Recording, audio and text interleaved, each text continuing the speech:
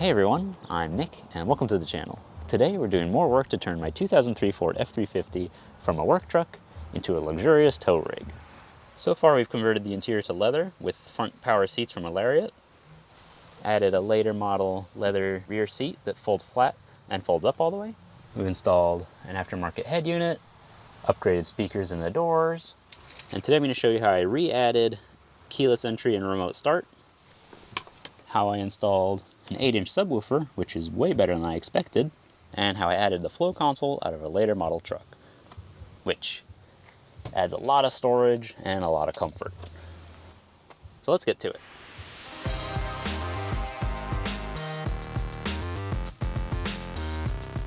Alright, so we were exploring the electrical system, and it turns out there's a bunch of stuff in here. One of them is Crime Stoppers Cool Start RS 900-6. And this is actually a remote start, remote unlock box, which is great. And I think there's something else behind it that is probably a GPS tracker, so we'll have to figure that out too. But since it has a remote start conversion box already, we didn't get the remotes, but we were able to order some, and now we're going to try to program them. So remote start will be really nice for the winter, the summer, just get the AC going before getting in. So it'll be nice. Oh, there's other wires that are cut off here. I don't know what this stuff is. Ugh, who knows? Wait, I found the button. I think this here is the gray wire we need to ground to program the remotes. So we'll see. All right, so the first thing we have to do is ground the gray wire. Connect this. There we go, and I gotta find something that's grounded here. I guess maybe the bolt over there. Okay, maybe that'll work. All right, if the key, we have to put the key in the ignition now. Just on. I'm gonna press this 4 times. 1, 2, 3, 4. Did it do anything on the lights? Yes, they did. Okay, got 1. Got 2. Okay. And now we disconnect the ground and it should be programmed. All right, let's see. Oh, remote unlock. Do you have to press and hold?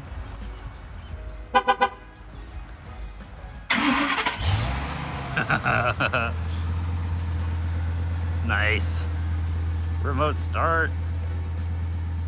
Then unlock it, and then you just go and turn it off to on, and you can drive off? Yep.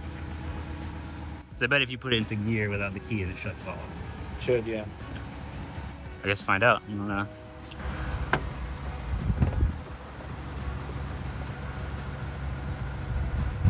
Do I see what happened first? Yeah, go ahead. Yep. Yeah. No, it's not. Oh, it takes a delay, a little prime delay to go through the thing. This is the key. All right, and you unlock.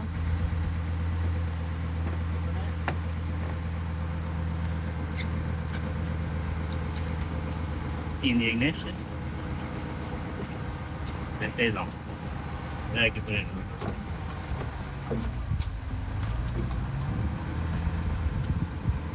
This is honestly the most bitchin' truck we've ever owned. Remote entry and remote start. That's awesome. I gotta tuck this back away somewhere. I'll have to clean up this wiring situation one day, but nice. I've already gone through half a tank of gas. All right, so now we're gonna install this 8-inch underseat subwoofer back here. As you'll notice, I already have these huge power lines and ground lines run from the battery that came with the truck. I took the inverter off. Might clean it up and reuse it in the future. But to get this to work, we need signal from the head unit. It's gonna plug in here.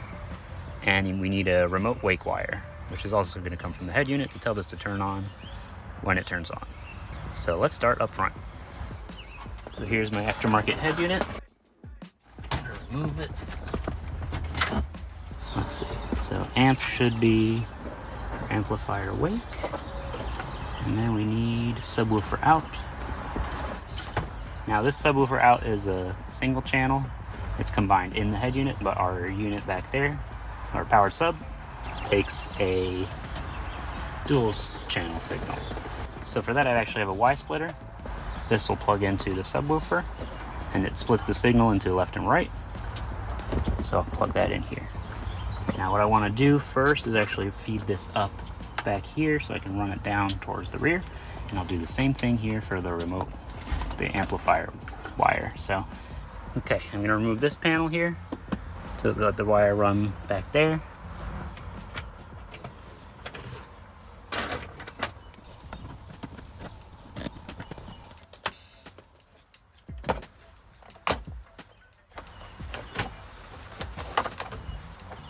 You should see my power wires for my power seats that I added.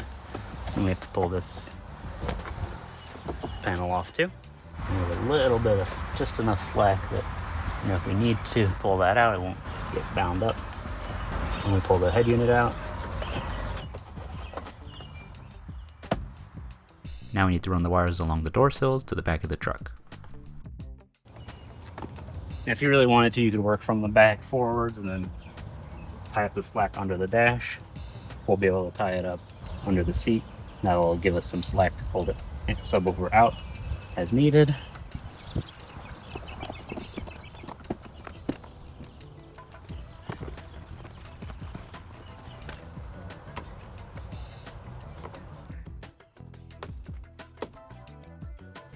Run this over, and what we're going to do is go up this way, under this, and into the back area behind the rear seats.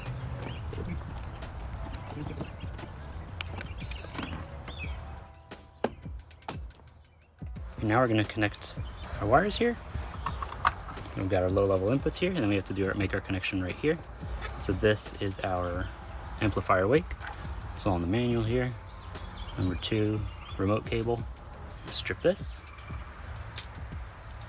This is pre-stripped. Just pull that out. I'm going to start on this side. I have extra length if something goes wrong. It's good. All right. Now we need to work on power. All right, so next we're going to connect the power connectors. On our harness that goes to the sub, we have a red for 12 volt and black for ground.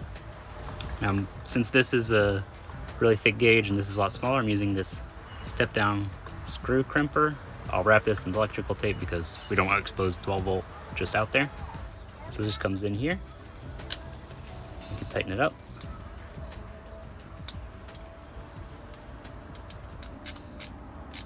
There we go. Same thing on the other side. Pop this off here, give it a little twist, slide it in here, and tighten it up.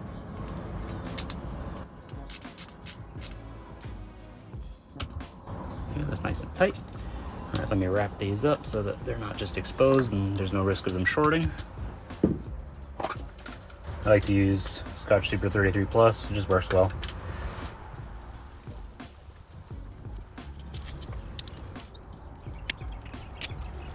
Okay, now last step is to connect our wires to our big power and ground. These are disconnected from the battery right now, so it's safe to work on.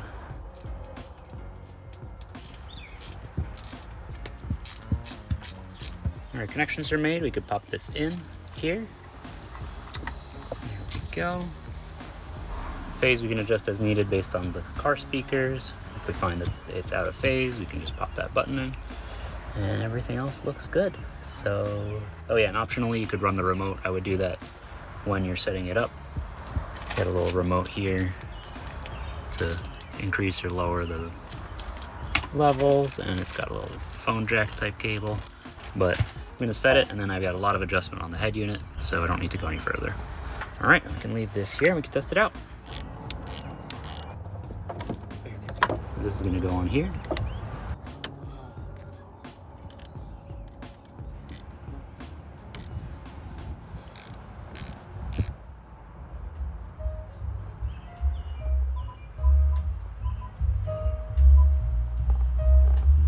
Sounds like it's working.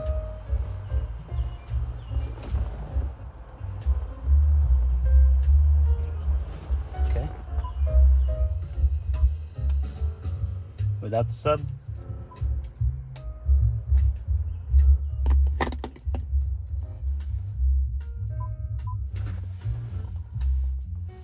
Turns out we're pretty happy with it out of the box, so I'm gonna leave it as is and we're gonna tuck it down here.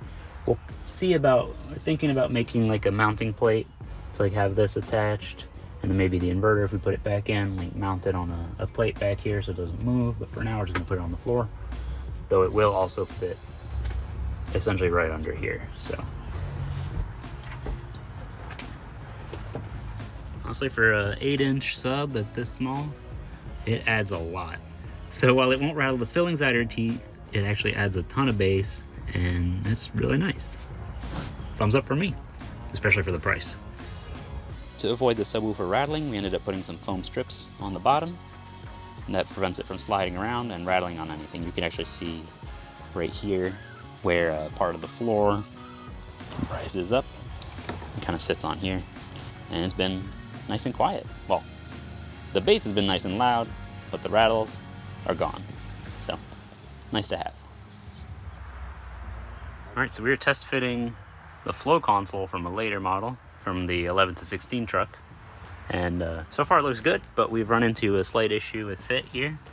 The edge of this interferes with the driver's seat from the era of this truck, like 99 to 04.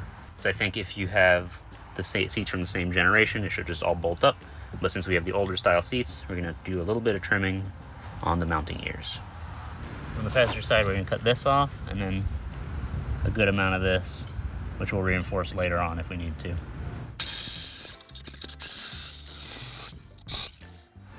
See, it's scribed here, but I would say go from here back if you can. Just straight here, like this in the middle there. Yep. I'll Take try that that. right off. I'll try that. Right off.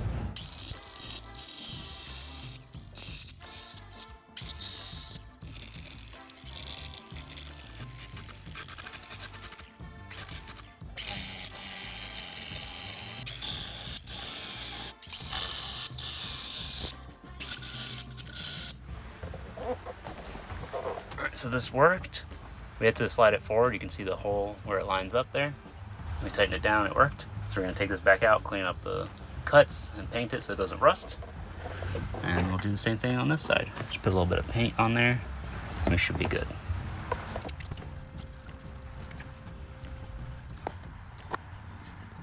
Try that. Hang on. There we go. Now you can open the door. All right, Mark. Forward, down. Yep. With the driver's seat installed, we bumped into a little issue. Oh, it's hitting the back. Go back again. Yep, it's hitting the thing we didn't cut off. Oh, jeez. That we were like, oh, we don't need to cut that off. We can get that with a hacksaw.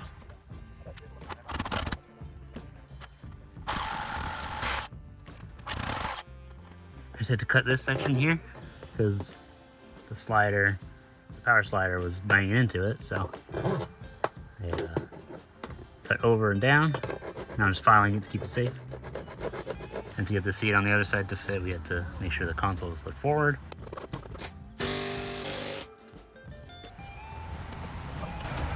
Yeah. So that's the flow console installed. At some point in the future, I want to blend it in a little bit better with this panel, but until then, we got a little bit of foam here so there's no rattle, and it's been great. You know, there's just tons of storage. It's really nice, and the armrest is also a really nice plus. The rear vents aren't connected, and neither is the power outlet or 12 volt, but that's something we might be able to add in the future. But since most of the time it's only going to be 2 people in the truck, this is not really a big deal. So that's 3 more quality of life upgrades in this truck. It's becoming a really nice place to be, and it's going to be great for towing projects. If you enjoyed this video or it helped you out, don't forget to leave a like, and if you have any questions, let me know down in the comments. If you want to see more videos like this, or you want to watch me work on cars that I bring back with this truck, be sure to subscribe. Thanks for watching, and I'll see you next time.